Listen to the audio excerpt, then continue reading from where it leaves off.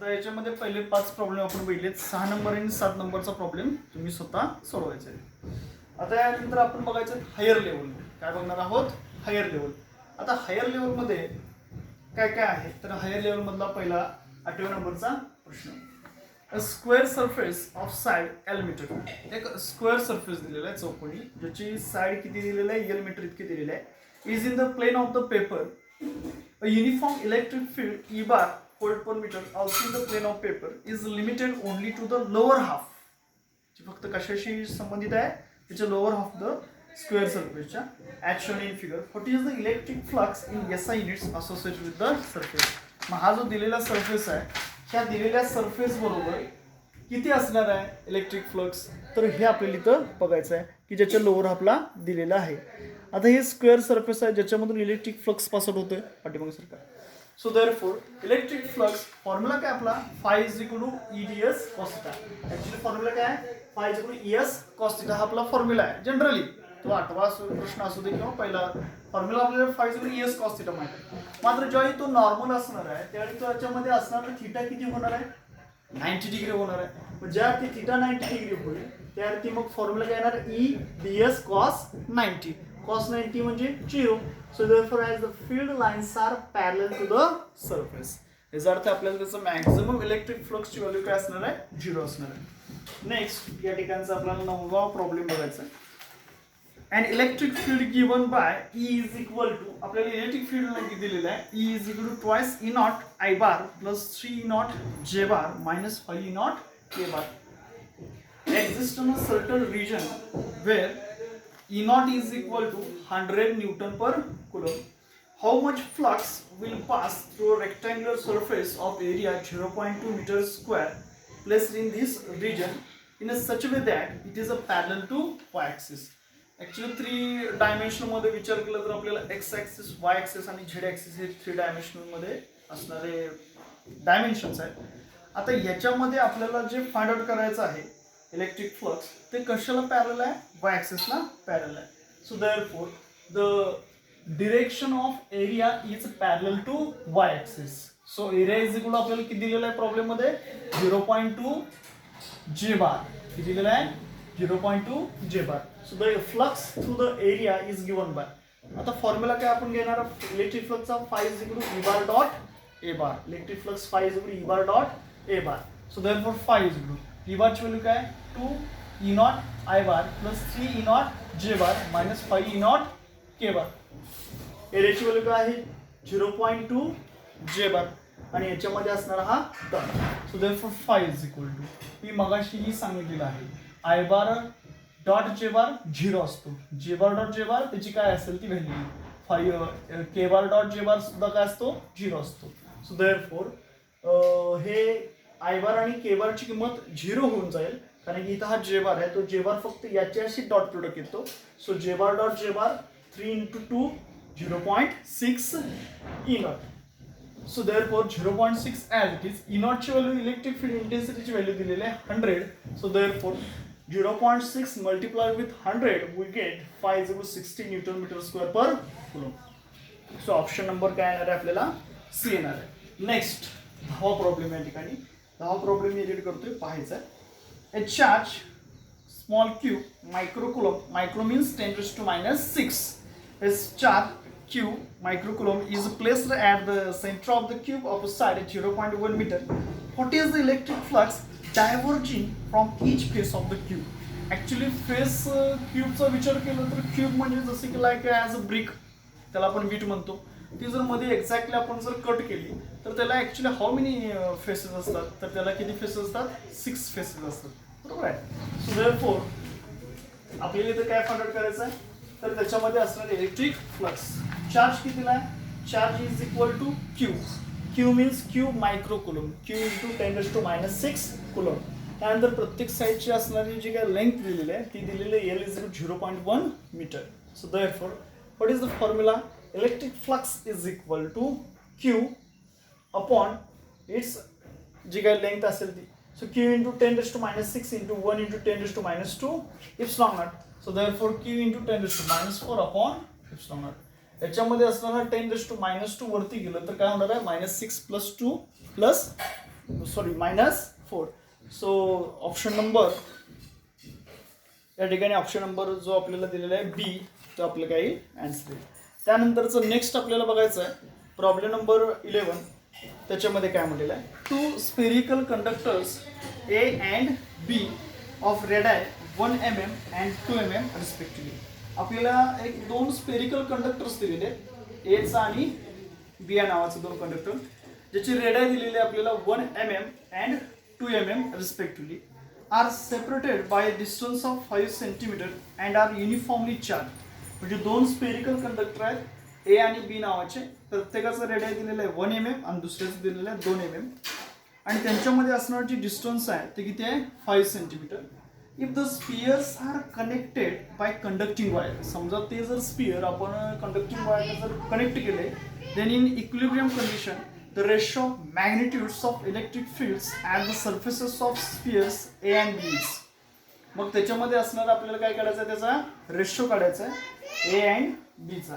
So therefore after connecting through a wire जेवढं त्या ठिकाणचं असणारं व्होल्टेज ए आहे तेवढंच व्होल्टेज कोणाचं आहे बीचा आहे. So therefore phi A is equal to K into Q A upon R A same is equal to voltage at B K into Q B upon R. हे फॉर्म्युला आपल्याला ऑलरेडी माहिती आहेत. याच्यानुसार आपल्याला काय समजू शकतं तर हा जर क्यू बी जर इकडे न्यूमरेटरमध्ये असेल तर इकडे कुठे येतो डिनॉमिनेटरमध्ये. So again Q A upon Q B is equal to what happen हा रे जो आहे डिनॉमिनेटरमध्ये तो कुठे जाणार आहे अंशामध्ये. So Q A upon Q B is equal to R A upon R B. So therefore ratio of electric field is equal to given by ratio of electric field काय घेऊ शकतो आपण E A upon E B is equal to what is value of E A that is Q A upon R A square upon E B ची value काय R B upon Q B bracket square. So A upon E B is equal Q upon Q B into R B upon R A bracket square.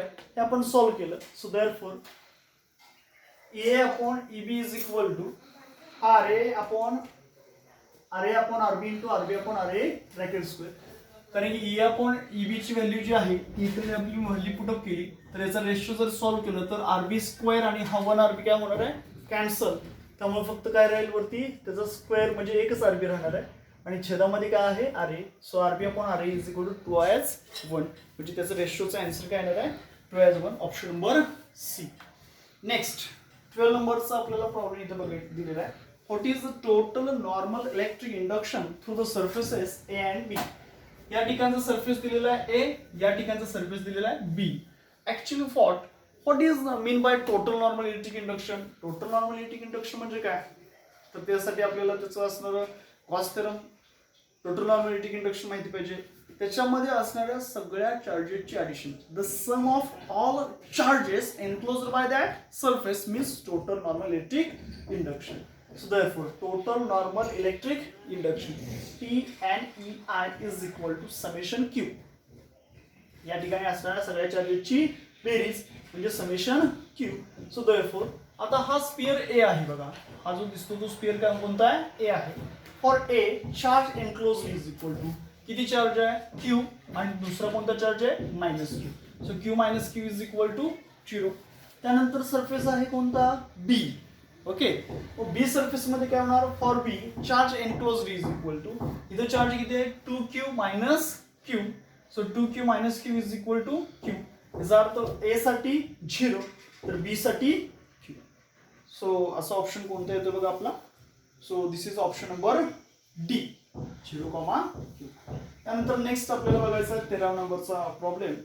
The charge of 12 microcoulomb is kept inside close surface. समजा आपण एक closure surface आहे त्याच्यामध्ये 12 मायक्रोकुलम इतका charge समजा त्याच्यामध्ये closure असेल. What is the flux flowing through a portion of the surface. मग त्यांनी आपल्याला विचारलेलं की त्या पोर्शन मधून किती इलेक्ट्रिक फ्लक्स पास आउट होतो आणि which is subtends a solid angle of pi. की जो म्हणे की पाय इतका अँगल सबस्टेंड करतोय at the point where the charge is situated. So therefore flux through the portion त्या पोर्शन मधून जाणारा जो काय फ्लक्स आहे तो किती असणार आहे तर त्याचा फॉर्म्युला आहे पाय अपॉन 4π. पाय मीन्स त्याच्यामध्ये असणार त्याने बनवलेला angle into Q upon epsilon naught. काय pi upon 4π into Q upon epsilon. Actually काय Q pi upon 4π epsilon naught. तर या ठिकाणी पाय पाय काय होणार आहे, कॅन्सल टू 1 नंतर. आणि क्यूची व्हॅल्यू आपल्याला दिलेलं आहे 12 इंटू 10⁻⁶, 12 मायक्रो कुलम दिलेलं आहे. मायक्रो म्हणजे काय येणार आहे ते -6 डिवायडेड बाय हा 4 ॲज इट इज आणि epsilon not. So therefore what happen, 4 1s are 4 3s are, so therefore 3 into 10⁻⁶ upon epsilon naught. Option number आपल्याला जो इथं येतोय 3 into 10⁻⁶ upon इप्सिलॉन नॉट, त्याचा ऑप्शन नंबर सी. नेक्स्ट 40 नंबरचा question आपल्याला दिलेला आहे. 5 electric dipoles having charges plus Q and minus Q. 5 electric dipoles दिलेले आहेत, त्याचे चार्जेस कोणते आहेत, प्लस क्यू आणि मायनस क्यू दिले आहेत. Are placed inside Q. आता हे इलेक्ट्रिक डायपोल्स दिलेत ते दिलेत आणि ठेवलेत कुठं ऍक्च्युली, तर एका पर्टिक्युलर क्यूब मध्ये आतमध्ये ठेवलेले आहेत, ज्याची प्रत्येकाची असणारी जी लेंथ आहे ती स्मॉल एड आहे. प्रत्येकाची लेंथ किती आहे, स्मॉल एड. The total electric flux coming out of the cube is given by. मग आता त्याच्यामधून असणारं टोटल जे काय इलेक्ट्रिक फ्लक्स बाहेर पडणार आहे, कमिंग आउट होणार आहे त्या क्यूब मधून, ते किती. तर कॉमन सेन्सचा प्रश्न आहे की समजा पर्टिक्युलर एखाद्या बॉडीच्या सरफेसच्या आतमध्ये जर आपल्याला इथं त्यांनी चार्ज प्लस क्यू आणि मायनस क्यू दिलेले आहेत आणि विचारलेलं आहे total electric flux coming out of the Q, तर ऍक्च्युअली लक्षात घ्या टोटल चार्ज एनक्लोज इज काय असतो, total charge enclose in body that is ची. याचा अर्थ ऑप्शन नंबर काय येणार आहे, ऑप्शन नंबर डी येणार आहे. त्यानंतर नेक्स्ट पुढचा प्रॉब्लेम आपल्याला या ठिकाणचा दिलेला आहे. Problem number 15. The SI unit of surface integral of electric field is. Electric फील्डचं SI युनिट आपल्याला विचारलेलं आहे. SI unit of surface integral of electric field is. आता सरफेस इंटिग्रल म्हणजे as it is a derivation, sorry integration. So therefore surface integral of electric field is given by integration of E bar dot ds bar. काय येणार आहे, integration of E bar dot ds bar. So therefore unit of integration of E bar dot ds bar is given by. आता electric field intensity जर आपण म्हटलं तर त्याचं unit काय असतं, न्यूटन पर कुलम. आणि सरफेस जर असेल तर त्याचं काय असतं, मीटर स्क्वेअर. आता हे मीटरचे आपण फोड करू. समजा इथं 2 मीटर 2 mm दिलेलं आहे, त्यातलं 1 m इथं घेऊ म्हणजे न्यूटन मीटर आणि coulomb as it is. 1 m आता काय केलं आपण, सेपरेट करून घेतला. सो देअरफॉर न्यूटन मीटर म्हणजे काय हो, तर जूल. जे म्हणजे काय, जादा नव्हे, जूल. न्यूटन मीटर म्हणजे काय, जूल. अपॉन कुलम आहे असाच आणि मीटर ॲज इट इज. मात्र जूल पर कुलम याचा अर्थ काय होतो रे, व्ही. जूल पर कुलम याचा अर्थ काय होतो, voltage V. So therefore M as it is that is volt metre. तर सरफेस इंटिग्रलचं असणारं जे SI युनिट आहे, प्रॉब्लेम नंबर 15, याचा आन्सर येतं सी. नेक्स्ट पुढचा क्वेश्चन आहे 16. A point charge produces an electric flux of. एक पॉइंट चार्ज आहे जो इलेक्ट्रिक फ्लक्स डेव्हलप करतो आणि तो इलेक्ट्रिक फ्लक्स किती डेव्हलप करतोय, तर -1 × 10⁻³ newton metre per coulomb to pass through spherical Gaussian surface. हा जो पॉइंट चार्ज आहे, जो -1 × 10⁻³ न्यूटन मीटर पर कुलम इतका जो चार्ज डेव्हलप करणार आहे, तो एका स्पेरिकल गॉसियन सरफेस मधून पॉसिबल होतो की ज्याची असणारी रेडियस आपल्याला दिलेली आहे 10 सेंटीमीटर. रेडियस किती दिले, 10 centimetre. Centred on the charge. What is the value of the point charge. म्हणजे पॉइंट चार्जची व्हॅल्यू काय आपल्याला माहिती आहे, फॉर्म्युला काय, फॉर्म्युला आहे phi is in Q upon epsilon naught. So therefore Q as it is, हा epsilon naught goes to the opposite side. So therefore equation becomes Q is equal to phi epsilon naught. So therefore Q is equal to, what is value of phi, -1 × 10⁻³. What is value of epsilon naught, 8.85 × 10⁻12. हे जर आपण multiplication घेतलं तर answer काय येईल, Q is equal to -8.85 × 10⁻3 -2. काय राहणार आहे, -9. So therefore Q is equal to -8.85 × 10⁻9 coulomb. ह्या चिन्ह मायनस असल्यामुळे काय होणार, साइन मायनस होणार. So option becomes C. Next 17 problem. An infinite line charge produces a field of 9 × 10⁻4 Newton per coulomb at a distance of 2 cm. What is the linear charge density? एक infinite line charge दिलेलं आहे. Infinite म्हणजे प्रचंड, जेवढं काय तुम्हाला डोळ्यापासून दिसतं तिथपर्यंत इन्फानाइट असं एक लाईन चार्ज दिलेलं आहे आणि ज्याचं असणारं जे फील्ड प्रोड्यूस करतं ते फील्ड किती आहे, 9 × 10⁻4. जे फील्ड प्रोड्यूस करतं ते किती आहे, 9 × 10⁻4 Newton per coulomb at a distance of 2 centimetre. किती डिस्टन्स पासून, एक 2 सेंटीमीटर पासून तेवढं प्रकारचं फील्ड ते प्रोड्यूस करतं. मग त्याची लिनियर चार्ज डेन्सिटी किती. आता आपल्याला फॉर्म्युला त्याचा माहिती आहे. लिनियर चार्ज डेन्सिटी, आता electric field intensity is equal to linear charge density lambda upon 2 pi epsilon naught R. So therefore E is equal to, याला आणि याला मी काय करतोय 2 न मल्टिप्लाय करतो, याला 2 न मल्टिप्लाय केलं 2 लॅम्बडा, याला 2 न मल्टिप्लाय केलं that is 4 pi epsilon naught into R. So electric field intensity already given, that is 9 into 10 raised to 4 is equal to, again we have to know about that. We know already that is 1 upon 4 pi epsilon naught ची value काय असते 9 into 10 raised to 9, 2 lambda as it is. So what is value of r? Radius किती दिलेलं आहे त्यांनी 2 centimetre दिलेलं आहे, त्याचं कन्व्हर्जन मीटर मध्ये केलं पाहिजे, म्हणजे 2 into 10 raised to minus 2. इथं व्हॅल्यू मी दिलेली आहे बघा, 1 upon 4 pi epsilon naught ची व्हॅल्यू असते 9 into 10 raised to 9. हे जर सॉल्व्ह केलं, या 2 ला हा 2 कॅन्सल होईल वगैरे, आणि हा लॅम्बडा इथेच राहील, आणि हा जो असणार 10 raised to minus 2 ची पॉवर आहे ती पलीकडे जाईल, 10 raised to 9 ची पॉवर पलीकडे जाईल, आणि हा 9 ला 9 कॅन्सल होईल, म्हणजे राहील काय फक्त 10 raised to minus 7 coulomb per metre. So lambda is equal to 10 raised to minus 7 coulomb per metre. याचा अर्थ 17चं आन्सर जे येतं ते आहे आन्सर सी. नेक्स्ट पुढचा आपला असणारा क्वेश्चन आहे question number 18. A point charge of 1.77 microcoulomb is at the center of cubical Gaussian surface having each side 50 centimeter. काय केलेलं आहे, एक पॉइंट चार्ज आहे, आणि त्या पॉइंट चार्ज मध्ये असणारं जे काय सेंटरला क्युबिकल गॉसियन सरफेसच्या अशा ठिकाणी असणारा जो चार्ज आहे तो चार्ज किती आहे 1.77 मायक्रोकुलम इतका आहे. ज्याची असणारी जी साईडची लेंथ आहे ती किती आहे 50 सेंटीमीटर आहे. What is the net electric flux to the surface. मग आपल्याला इथं प्रश्नामध्ये काय विचारलेलं आहे की त्याच्यामधून टोटल इलेक्ट्रिक फ्लक्स किती पास आउट होतो. तर फॉर आता जे दिलेले व्हॅल्यूज आहेत त्याच्यानुसार आता फॉर्म्युला आपल्याला माहितीच आहे, फाय इज इक्वल टू काय formula, phi is equal to Q upon epsilon naught. Charge कितीला आहे 1.77 इंटू 10 raised to minus 6, म्हणजे 1.77 मायक्रोकुलम दिलेला आहे. इप्सिलॉन नॉटची value you know about that 8.85 into 10 raised to minus 12. Here 8.85 ones are 8.85 and 8.85 twos are 17.7. So here we calculate it, and the value remaining is that 8.85 twos are 17.7, that is 2. And point आपण इकडं right hand साईडला shift केल्यामुळं हा काय होणार आहे -12 जो आहे तो वरती गेल्यानंतर +12 होईल, आणि इथं किती राहणार आहे ॲक्च्युली. तर त्यानुसार आपण हे सॉल्व्ह केलं तर आन्सर किती येईल 2 into 10 raised to 5 Newton meter square per coulomb. So therefore phi is equal to 2 into 10 raised to 5 Newton meter square per coulomb. So option number या ठिकाणी जो आलेला आहे तो आहे C. Next 19. The inward and outward electric flux from a closer surface.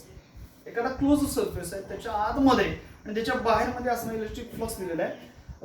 त्याच्या इनवर्डमध्ये असणाऱ्या electric फ्लक्सची व्हॅल्यू आहे 8 into 10 raised to 3, आणि त्याच्या आउटवर्डमध्ये असणारी इलेक्ट्रिक फ्लक्सची व्हॅल्यू दिलेली आहे 4 into 10 raised to 3 units. Then the net charge inside the close surfaces. त्याच्यामध्ये असणारा नेट चार्ज किती हो असं आपल्याला त्यांनी प्रश्न विचारलेला आहे. So therefore net flux is equal to inward आणि आउटवर्डची सबस्ट्रॅक्शन घेतली, 4 मधून 8 सबस्ट्रॅक्ट केलं, 4 into 10 raised to minus 3 minus 8 into 10 raised to minus 3, 4 minus 8 minus 4 into 10 raised to minus 3. हे झालं नेट फ्लक्स. आपल्याला नेट चार्ज विचारलेला आहे. According to Gauss law phi is equal to Q upon epsilon naught. So therefore Q is equal to phi epsilon naught. So therefore Q is equal to phi epsilon naught. Q as it is. What is value of phi? Phi ची value आपल्याला किती दिलेली आहे त्यांनी, जे आता आपली value आलेली आहे -4 into 10 raised to minus 3 epsilon naught as it is. So this is the Q. Q means net charge जे आपल्याला विचारलेलं आहे. So therefore Q is equal to -4 into 10 raised to minus 3 epsilon naught coulomb. Okay. Option number या ठिकाणी बी जो आहे तो आपल्याला भेटतो. त्यानंतर आपल्याला याच्यामधला आजच्या या व्हिडिओमधला शेवटचा प्रॉब्लेम पाहायचा आहे 20 नंबरचा.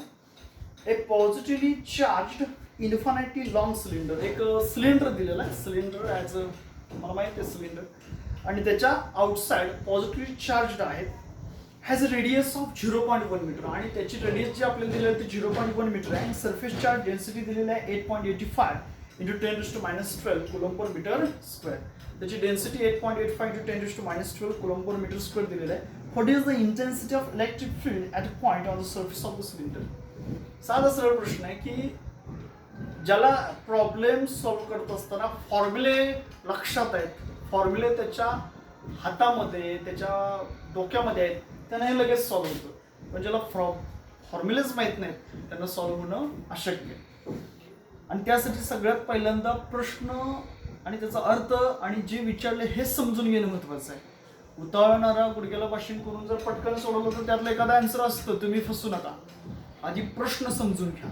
ओके, काय म्हणले बघा, positively charged infinitely long cylinder has a radius 0.1 metre and surface charge density 8.85 into 10⁻12 coulomb per metre square.